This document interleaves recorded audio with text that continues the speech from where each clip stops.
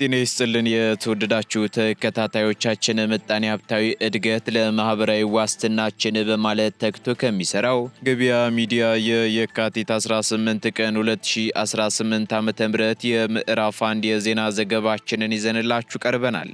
የዜና ዘገባችንን ስፖንሰር ያደረገልን አጋራችን ደግሞ የሮሃ ፎሬክስ ቢሮ ነው። በዜና ዘገባችን ላይ የሮሃ ፎሬክስ ቢሮን የዕለቱን የውጭ ምንዛሬ ተመን መረጃ እንነግራችኋለን። በዜናዎቻችን ላይ ደግሞ የተመረጡ ምጣኔ ሀብታዊ ማህበራዊና ሌሎች ወቅታዊ እንዲሁም አዳዲስ ጉዳዮችን አካተናል። እንድትከታተሉ እንጋብዛችኋለን። በቅድሚያም አርዕስቶችን ዳግም ጦርነት እንዳይቀሰቀስ የሚጠይቅ ከፍተኛ ሰላማዊ ሰልፍ በአዲስ አበባ ሊካሄድ መሆኑ ተሰምቷል። መቼ ይካሄዳል? ሙሉ መረጃውን በዝርዝር እናጋራችኋለን። በኮሪደር ልማት ስራዎች ምክንያት የንግድ ቦታዎች ኪራይ ያለ አግባብ እየጨመረ መምጣቱን ተከትሎ ከፍተኛ ቅሬታ አስከተለም። በኮሪደር ምክንያት ሱቆች ስለተነሱ ገቢያችሁ ይጨምራል በሚል ቀድሞ ከነበረው የሱቅ ኪራይ ላይ እስከ 5000 ብር ጭማሪ እየተጠየቁ መሆኑ ተሰምቷል። በዝርዝር ይዘነዋል።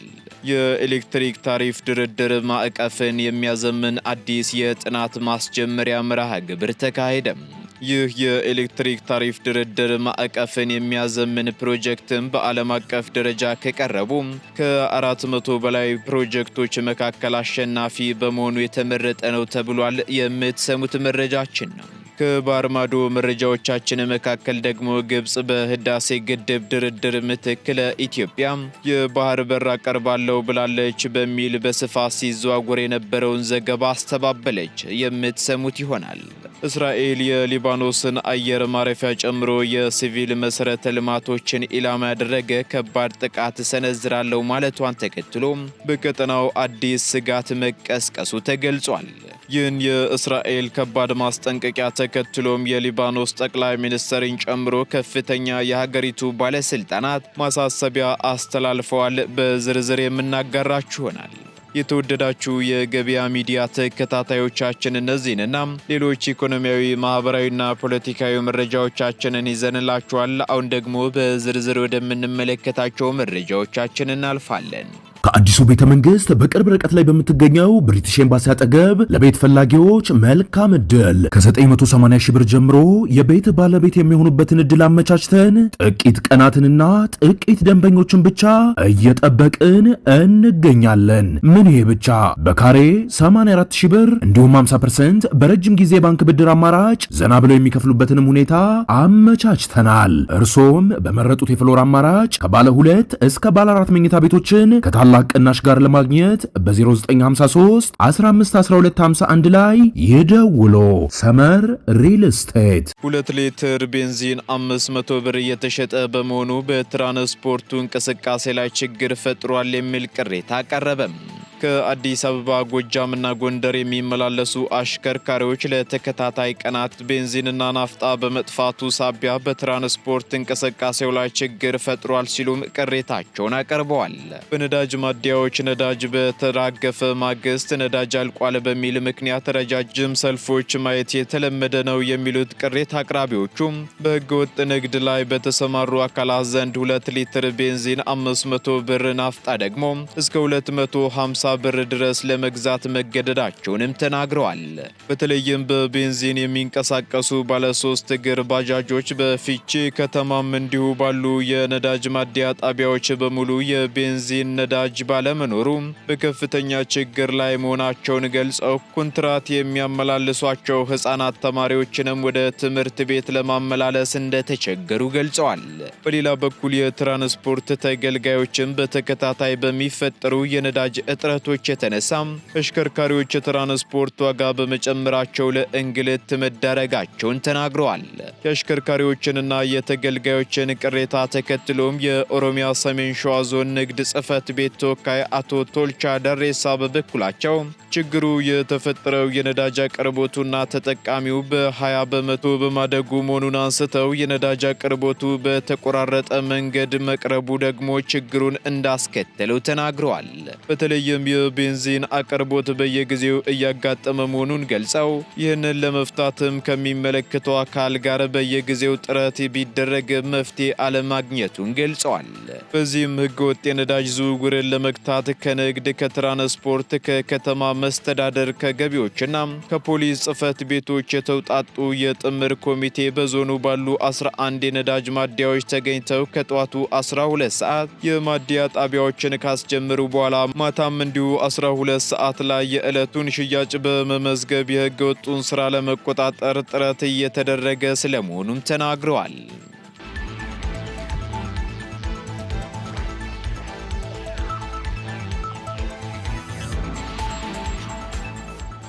ዳግም ጦርነት እንዳይቀሰቀስ የሚጠይቅ ሰላማዊ ሰልፍ በአዲስ አበባ ሊካሄድ መሆኑ ተሰምቷል። በትግራይ ክልል የህወሓት አመራሮችና የፌዴራል መንግስት መካከል የተፈጠረውን ውጥረት ተከትሎ ዳግም ጦርነት እንዳይቀሰቀስ በአዲስ አበባ ሰላማዊ ሰልፍ ለማካሄድ መታቀዱን በትግራይ ለውጥ ፈላጊ የተባለው ስብስብ አስታውቋል። በዚህም የፖለቲካ ፓርቲዎችንና ተጽዕኖ ፈጣሪዎችን ያቀፈው ይህ ስብስብ ባለፈው ቅዳሜ በክልሉ ወቅታዊ ሁኔታዎችና መፍትሄዎች ላይ ውይይት ማካሄዱ ተገልጿል። የለውጥ ፈላጊ ስብስቡ አባል ጋዜጠኛ ዳሞራ ያህያ በትግራይ ክልል በዳግም ጦርነት ደም መፍሰስ እንዳይፈጠርና ልዩነቶችን በሰላማዊና በዲፕሎማሲያዊ መንገድ እንዲፈቱ ግፊት ማድረግ ያስፈልጋል ሲሉ መናገራቸውን አሃዱ ዘግቧል። በተጨማሪም በክልሉ ይጀምራል ተብሎ እየተሰጋ ያለው ጦርነት የውጭ ኃይሎች ድጋፍ እንዳለበትም ለዓለም አቀፉ ማህበረሰብና ለኤምባሲዎች ለማሳወቅ በቀጣዮቹ ሳምንታት ሰላማዊ ሰልፍ እንደሚካሄድም ተገልጿል። እንዲሁም በፌዴራል መንግስትና በትግራይ አመራሮች መካከል ያለውን ችግር ለማቀራረብ ጥረት እየተደረገ መሆኑና መንግስትም በክልሉ የሚሰጣቸውን አገልግሎቶች እንዳያቋርጥ የማድረግ ስራው ውጤታማ እንደሆነም ተገልጿል።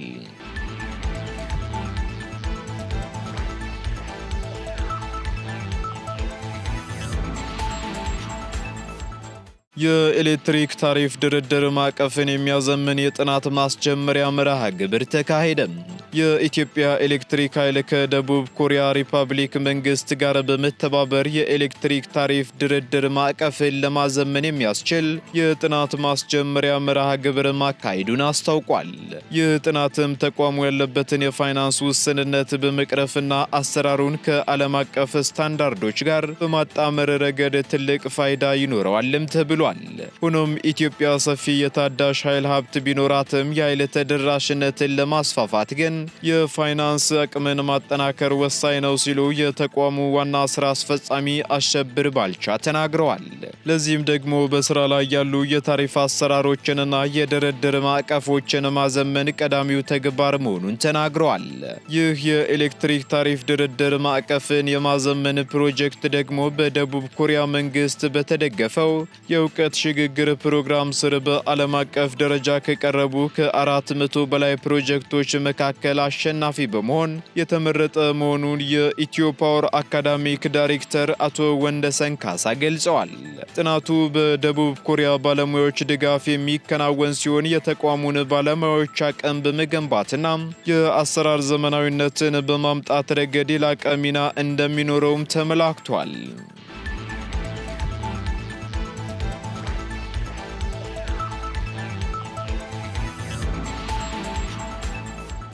በኮሪደር ልማት ስራዎች ምክንያት የንግድ ቦታዎች ኪራይ ያለ አግባብ እየጨመረ መሆኑን ቅሬታ አስከተለም። የሐዋሳ ከተማ ነጋዴዎችና ነዋሪዎች በከተማዋ የተለያዩ አካባቢዎች እየተከናወኑ ባሉ የኮሪደር ልማት ስራዎች ምክንያት የሱቆችና የንግድ ቦታዎች ኪራይ ያለ አግባብ እየጨመረ በመሆኑ ቅሬታቸውን አሰምተዋል። ነጋዴዎቹ በኮሪደሩ ምክንያት የኛ መስሪያ ቦታ ባይነሳም በአቅራቢያችን ያሉ ሱቆች መነሳታቸውን ተከትሎ ሱቆች ስለተነሱ ገቢያችሁ ይጨምራል በሚል ቀድሞ እንከፍልበት በነበረው የሱቅ ኪራይ ላይ ከ3000 እስከ 5000 ብር ጭማሬ ተጠይቀናልም ብለዋል። ሌሎች ነጋዴዎች ደግሞ በሐዋሳ ከተማ የንግድ ሱቆች ያሉባቸው ትላልቅ ህንፃ አከራዮችም በኮሪደር ምክንያት የንግድ ቦታዎቻቸው የተነሱባቸው ነጋዴዎችን የሱቅና የንግድ ቦታዎችን እየፈለጉ መሆናቸውን አንስተው በአንድ ካሬም ከ200 እስከ 800 ብር ጭማሪ እየተደረገ መሆኑን ገልጸዋል። የሐዋሳ ከተማ ነዋሪዎች በበኩላቸው በከተማዋ እየተከናወኑ ባሉ የኮሪደር ልማት ስራዎች ሳቢያም ስደተኞች መሆናቸውን ገልጸው ልማቱ አስፈላጊ ቢሆንም የሱቆች ኪራይ ጉዳይ ግን ሊታሰብበት ይገባል ሲሉ መልእክታቸውን አስተላልፈዋል። በጉዳዩ ዙሪያ ደግሞ ከከተማ አስተዳደሩ በኩል መረጃ ለማግኘት ባለፉት ተከታታይ ቀናት ባደረገው ሙከራ አለመሳካቱን ገልጾ የዘገበው ቲግቫህ ኢትዮጵያ ነው።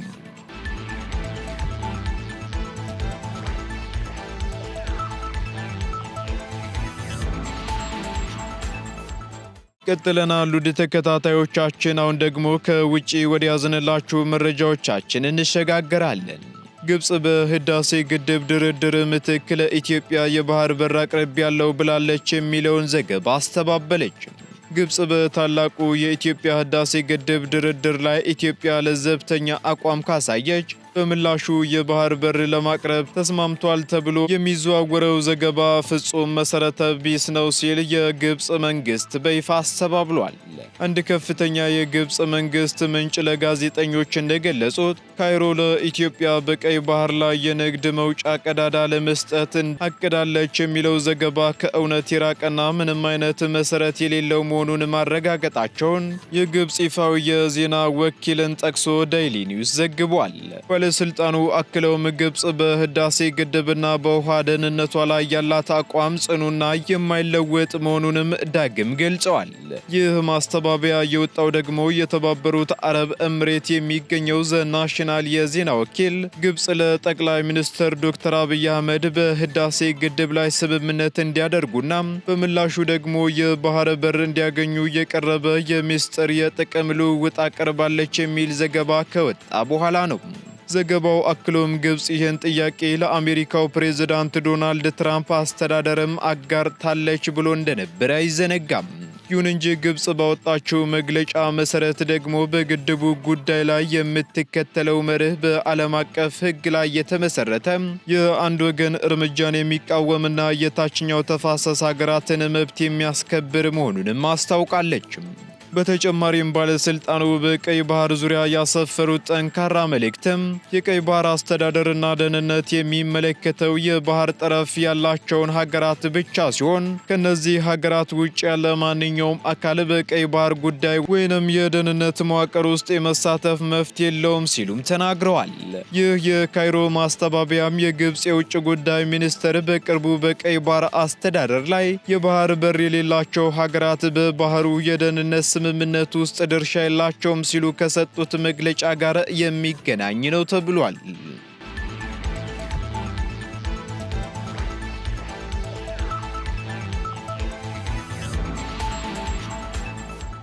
ሂዝቦላህ በአሜሪካና ኢራን ጦርነት ውስጥ ከተሳተፈ ሊባኖስ ላይ ከባድ ጥቃት ሰነዝራለሁ ስትል እስራኤል አስጠነቀቀችም።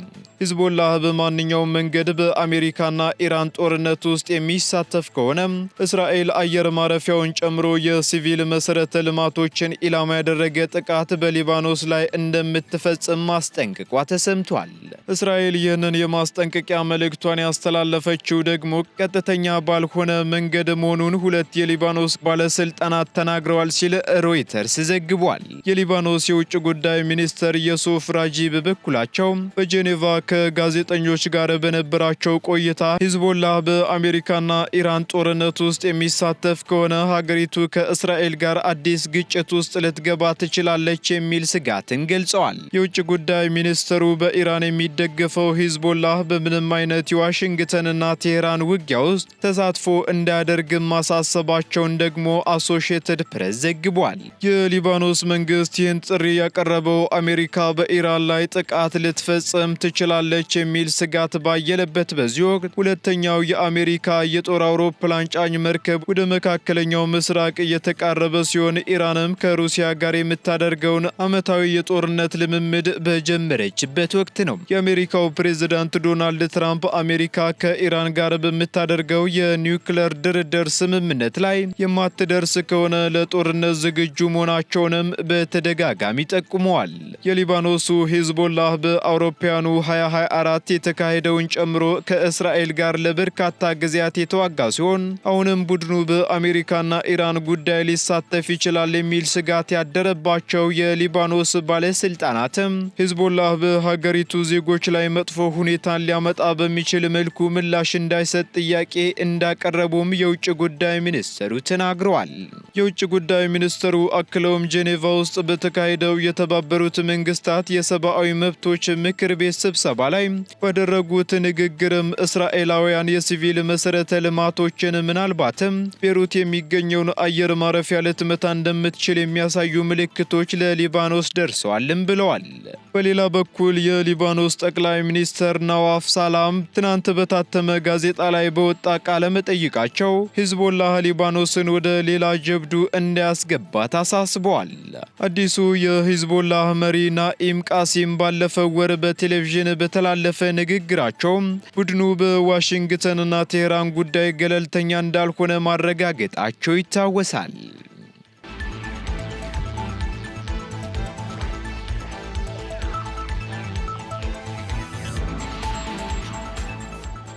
ቀጥለናል ውድ ተከታታዮቻችን። በመጨረሻም የሮሃ ፎሬክስ ቢሮን የዕለቱን የውጭ ምንዛሬ ተመን መረጃ እናጋራችኋለን። አንድ የአሜሪካ ዶላር 178 ብር ከ20 ሳንቲም እየተገዛ 181 ብር ከ76 ሳንቲም እየተሸጠ ይገኛል። ፓውንድ ስተርሊንግ ደግሞ 234 ብር ከ25 ሳንቲም እየተገዛ 238 ብር ከ93 ሳንቲም እየተሸጠ ይገኛል። ዩሮ 204 ብር ከ35 ሳንቲም መግዣው ሲሆን መሸጫው ደግሞ 208 ብር ከ43 ሳንቲም ሆኗል። ስዊስ ፍራንክ እንዲሁ 224 ብር ከ6 ሳንቲም እየተገዛ 228 ብር ከ54 ሳንቲም እየተሸጠ ይገኛል።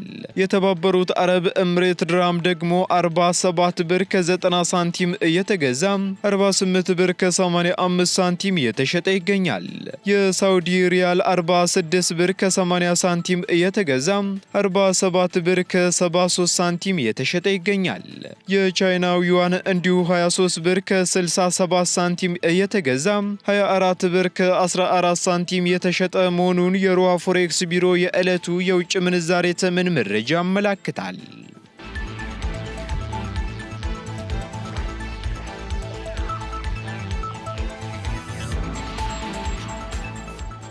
የተወደዳችሁ የገበያ ሚዲያ ተከታታዮቻችን ለምዕራፍ አንድ ያዝንላችሁ ኢኮኖሚያዊ፣ ማህበራዊና ፖለቲካዊ መረጃዎቻችን እነዚህን ይመስሉ ነበር።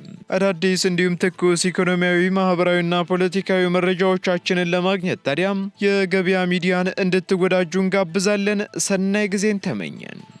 ከአዲሱ ቤተ መንግስት በቅርብ ርቀት ላይ በምትገኘው ብሪቲሽ ኤምባሲ አጠገብ ለቤት ፈላጊዎች መልካም እድል ከ980 ሺህ ብር ጀምሮ የቤት ባለቤት የሚሆኑበትን እድል አመቻችተን ጥቂት ቀናትንና ጥቂት ደንበኞችን ብቻ እየጠበቅን እንገኛለን። ምን ይሄ ብቻ! በካሬ 84 ሺህ ብር እንዲሁም 50% በረጅም ጊዜ ባንክ ብድር አማራጭ ዘና ብለው የሚከፍሉበትንም ሁኔታ አመቻችተናል። እርሶም በመረጡት የፍሎር አማራጭ ከባለ 2 እስከ ባለ 4 መኝታ ቤቶችን ከታላቅ ቅናሽ ጋር ለማግኘት በ0953 15 12 51 ላይ ይደውሉ። ሰመር ሪል ስቴት